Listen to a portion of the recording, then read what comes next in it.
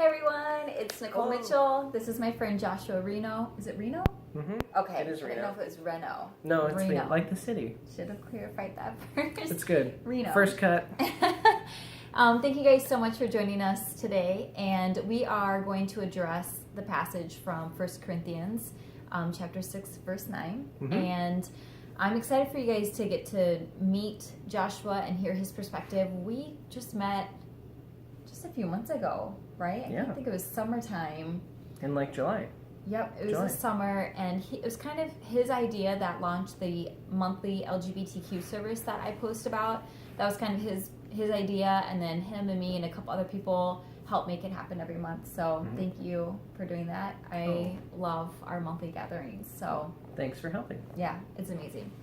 All right, so I'm gonna have Joshua introduce himself. So please tell us how you identify, what you do for work, and anything else you'd like to share with us. Okay. So as we already started, I'm Joshua. I'm a bisexual cisgender man. I work at the University of Minnesota as a graduate student in the Department of Classical and Near Eastern Studies, where I'm working on a PhD in classics. And among my interests are Paul, the Apostle, and his letters. So that's sort of my interest in this subject. Mm-hmm. Yeah, and you guys, Joshua is super brilliant. Like, we were talking, and I was kind of like, you got to dumb it down for me. His notes are so good, and I was telling him I wish there was a way I could post his notes that he wrote up for this online somewhere, because they're so deep, and there's only so much we can cover in this video. But yeah, it's really good, and I feel like a scholar in so many ways, and I really appreciate you sharing your wealth of knowledge and studies with us. So thank you. Oh, well, I'm happy to be here. Yeah. So go ahead, dive into... No, I'll read it. Yes, please. So I'm going to read the passage, and we're going to talk about 1 Corinthians 6, 9, but we're going to read verses 7 through 10 to give the bigger picture of that passage. And it says, "The very fact that you have lawsuits among you means you have been completely defeated already. Why not rather be wronged? Why not rather be cheated? Instead, you yourselves cheat and do wrong, and you do this to your brothers and sisters. Or do you not know that wrongdoers will not inherit the kingdom of God? Do not be deceived. Neither the sexually immoral, nor idolaters, nor adulterers, nor men who have sex with men, nor thieves, nor the greedy, nor drunkards, nor slanderers, nor swindlers will inherit the kingdom of God." All right, it's all yours. Okay, well, all right. So I'm going to try to break down a bunch of scholarship that I've been studying over the past few years into a brief 15 minutes. You'll have to grade me at the end of this and see how well I do. Comment your grades, A, B, C, D, F, hopefully no Fs. So what I want to talk about first and foremost is interpretation of the Bible just as a general statement.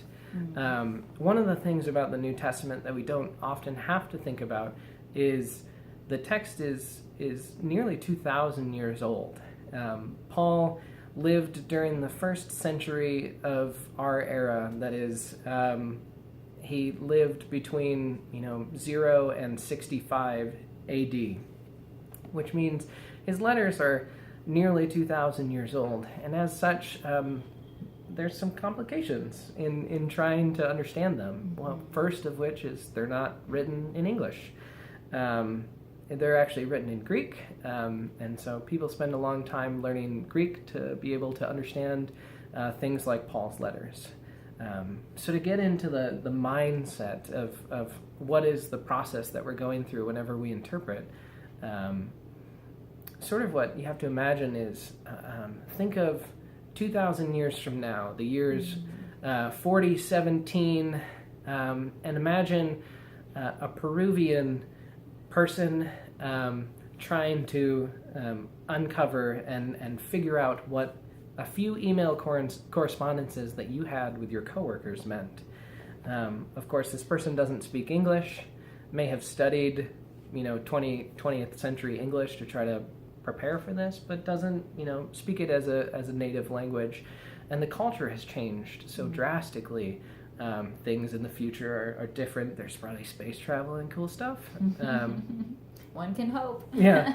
So a lot of this process is lost on us because we have these really accessible Bibles that make the translations, easily readable for us. But one of the things we forget is Paul is a really, really strange person to us who lived 2,000 years ago, and we know almost nothing about Paul, and we know even less about the people he wrote to, and we know almost nothing about the circumstances under which he wrote to them. So we come to it with a little bit of humility and a lot of bit of saying, we don't always know.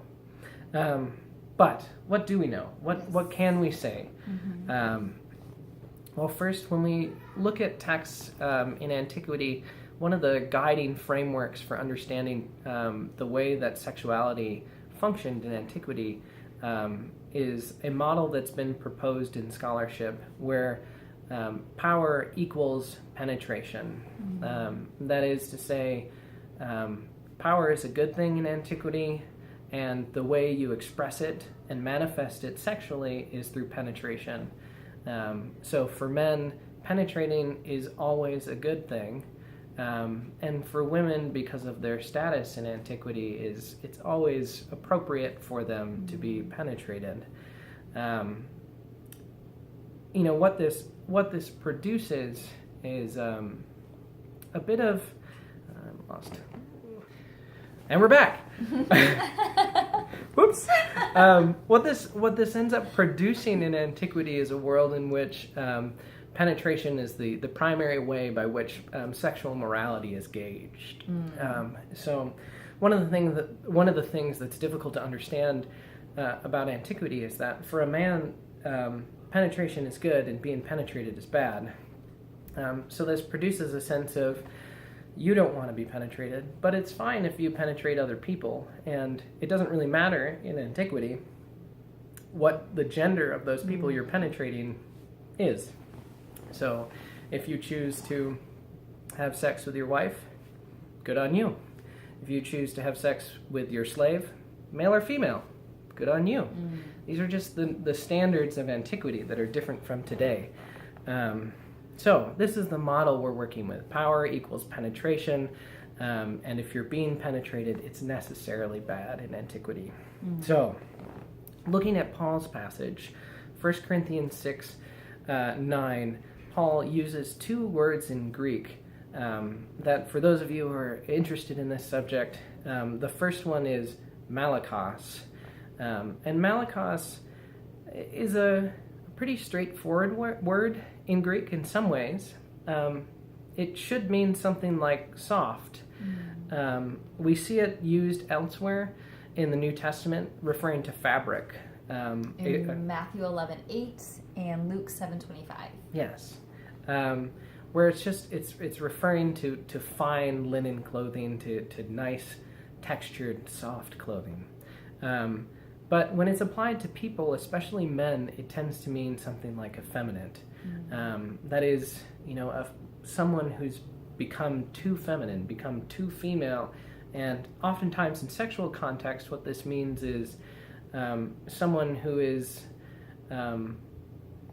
penetrated, or sometimes someone who penetrates too much. So both of those are possible. Malakos is sometimes applied to men who have sex with their wives too often. Malakos is also applied to men who allow themselves to be penetrated. So it's a tricky word, and one of the difficulties is determining what precise sense Paul is using in this context. The other word in this pairing is arsenokoites. Arsenokoites is a really, really weird and interesting word. One of the hard parts about interpreting it is Paul's use of this word is the first time this word is used that we know of. That makes it really hard to interpret. If you make up a word, it's harder to interpret. What we don't think, based on Paul's context, it doesn't seem like he made up this word. The way he uses it suggests that other people know what he means. He doesn't explain himself. He doesn't offer any more details about what it means. So he probably knew it from other authors and probably had heard it used in different contexts. So But it's the only time we read that word in the Bible. it's the first time we read that word in the Bible, and it's the first time we read that word in Greek, period. Okay. So most of the other uses of that words are quotations of Paul. What this says is part about what we know about antiquity, which is, in some cases, not a lot.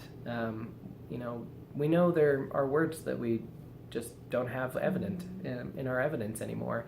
So arsenokoites is one that we happen to have, but we don't really have a good definition for it. So when people have tried to interpret it, they've tried to split it into its two parts. Arsen, koites. Arsen is the word for male in Greek, and koites is the word for bed or mat or mattress. We get that word also in English in coitus. But technically it means someone who takes males to bed, or at least it should mean that. But there's a complication. So, for instance, if you were to think about our Peruvian from 4017, and they run across in your email exchange the word butterfly, and they've never seen this word before, it's the first time they've seen it in any 20th century English literature, and they're going, well, what the hell does this mean? Butterfly? What's a butterfly? One tack to figuring that out might be separate it into its individual parts. Butter, fly. And they might think, okay, we know what butter is, we know what a fly is, or we know what flying is, so maybe it's, butter that flies? Or maybe it's flying butter, or maybe it's a fly that looks like butter. They would be wrong in all of those cases. Butterfly is a word that it doesn't mean what it should mean based on those two parts of the word. And part of that is it's a little bit misleading in English how we got to butterfly. That's a whole nother story. Another example of this is the word understand. If you separate understand into its constitutive parts, we have under and stand, which should mean to stand under, but as we all know, in fact, does not mean that. These are what we like to call false etymologies or false word origins. Trying to figure out the meaning of words based on their constitutive parts doesn't always work. Arsenokoites may well be one of those examples. So, and which word in 1 Corinthians 6:9 is arsenic? Oh, yes. Yes, arsenokoites. It looks like it's translated as men who have sex with men, in this case in the NIV, which is a possible translation, but as we'll see, I don't think it's a good translation. So the moral of the story with this is we're not exactly sure what arsenokoites means because we don't have a lot of examples of it. What we can figure out based on its other uses is it seems to be related to economic and sexual abuse. And this may be particularly the case of economic and sexual abuse of younger men, probably, men who are 16 to 20-ish. So that might be a context in which it fits. Although even that, we're not quite sure. It's a educated guess based on what scholars have been able to discover through its other uses in much, much, much later periods of Greek. So that's what those two words in 1 Corinthians mean. And as we can see, neither of them really means homosexual per se. And again, neither of them is truly related to one's sexual practices, but to one's gender performance. Antiquity is much more concerned that you demonstrate yourself to be a man than it is how you do that sexually. Your sexual choices, the gender of your sexual partners is not the primary issue at concern. Another thing that we look at with 1 Corinthians is the passage that it sits in. All right, so 1 Corinthians 6 is about some of the Corinthian members of Paul's congregation are taking other members to law courts and settling legal disputes. And Paul is not happy about this. Mm-hmm. He says it multiple times. He's really not happy about this. And what he ends up saying in verse 8 is that, or verse 7 and 8, the very fact that you have lawsuits among you means you've been completely defeated already. Why not rather be wronged? Why not rather be cheated? Instead, you yourselves cheat and do wrong, and you do this to your brothers and sisters. So the words that Paul's harping on over and over again there are wrong, do wrong. And then how does Paul start verse 9? Or do you not know that wrongdoers won't inherit the kingdom of heaven? What's interesting about this is Paul seems to be engaging with a group of people at the Corinth churches who are kind of competitive with him. As we see in earlier parts of 1 Corinthians, there are other early Christian preachers who are out there competing with Paul. And he's not happy about this, and so he's dealing with some of that at Corinth and telling people, you can't take other Christians to law courts and air your dirty laundry in front of all of these Romans. Not okay. And to the people that do that, he first says, you do wrong to your siblings, and then he immediately follows that up with, don't you know wrongdoers won't inherit the kingdom of heaven? And what the tactic Paul's working on is to sort of point the finger. You are the people. You specifically, in Paul's context, this very specific group of people who lived 2,000 years ago and took other Christians to law courts. These are the people who are wrongdoers. Then Paul follows that up with a standard list of various categories of wrongdoers, with sort of the insinuation that you are all of these types of people. So Paul's intent is not so much to give us, a list of morally deficient activities, so much as it is to insinuate that these litigious Corinthians are, in fact, also fornicators or adulterers or idolaters or what have you. It's more of an insult than it is a recommendation towards how to live. All right. So good. Good, right. And then on that note, Paul also calls them what's often translated as fornicators. And here we have another problem, because fornicators should mean something like people who have sex outside of marriage. But the word that is being translated there, porneia, is related to our roots in Greek for prostitution. And the way we get to fornication isn't really clear. It's not related in English to this Greek word porneia, and the problem there is fornication doesn't really actually cover. It's not really specific enough to talk about what porneia means, which should be, related to prostitution in some way, perhaps through being sexually open in a certain excessive sort of way. Right. So that's 1 Corinthians 6:9 in a nutshell. In a very small nutshell. Super short. We're running out of time already. There is so much to be said, you guys. I feel like I saw in Joshua, it's almost even unfair of me to ask him to tackle this passage in a short video, because it almost doesn't even do it justice, because there is so much to be read up on it, and to understand that the history and the culture and the interpretation, and like how the Bible got to or uses certain words that aren't maybe the most accurate translation. Like there's so much behind that, and we just can't unpack that in a short video.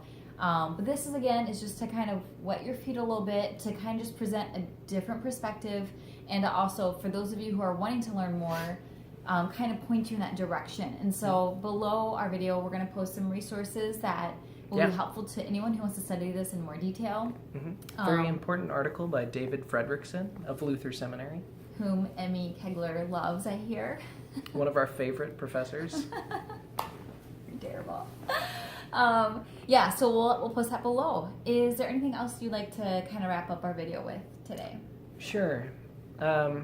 So one of the things that's hard, I think, about these texts in Paul is we have to wrestle with some of the things that Paul says that don't sit well with us. you know, even if granting, and I don't believe this, I think it's actually a misstatement, even if we granted, for example, that Paul is talking about homosexuality and condemning it. Well, Paul also condones slavery.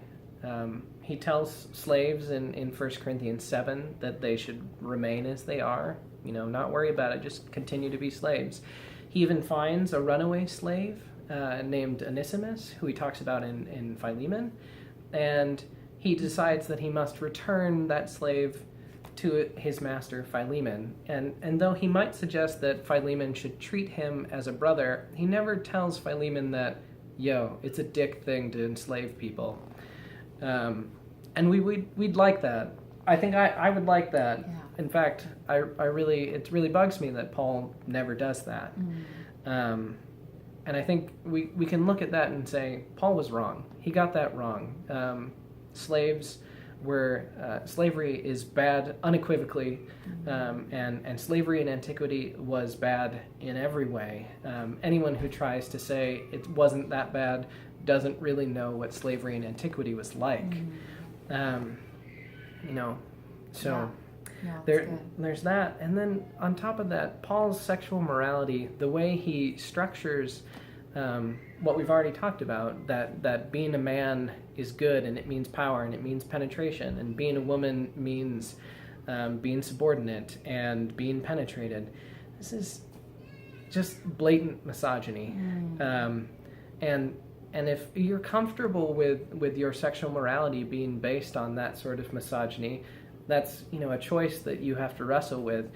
For me, I'm not comfortable with that. I don't think that's right. I don't think we should base our sexual morality on something so detestable. And so in certain ways I'm happy to say Paul got it wrong, and I think we can do better than Paul, and we should do better than Paul. And this is, I think, one of those circumstances, you know, when we look at these texts, even if I'm wrong, even if Paul meant to condemn same-sex relationships, he could have just gotten it wrong. He got it wrong on slavery. He got it wrong on misogyny. He may have gotten it wrong also on homosexuality. Though, again, I really don't think Paul was talking about homosexuality, and consensus is moving in New Testament scholarship towards that direction. Yeah. That's a whole other conversation, but something I appreciate about when Joshua and I were talking about this ahead of time is just basically kind of humanizing Paul, that it's possible that maybe he got some things wrong, and like he said about slavery, where Paul condoned slavery, we stand against slavery. And misogyny, Paul, if you read the writing of Paul's words, like it's misogynistic, and we stand against that. And so I know that can be really scary and hard to be threatening the apostle, but I think if anything, I hope we can know that he's human just as we're human. He was doing the best he could. We're trying to do the best we can, and we want to have integrity when we interact with the text, and try to be as faithful to, I think, the top two commandments, to love God and love other people. And that means condemning things that are evil, and doing biblical interpretation with integrity and lots of studying. And humility. It's really hard to know. It's so important. It's hard to learn. Well, thank you so much for doing this and joining us and kind of furthering this dialogue. I'm so grateful. Well, thanks for having me, and thanks for doing this series, a really important series, I think. So thanks for doing this. All right. We'll see you next time, guys. Bye. Bye.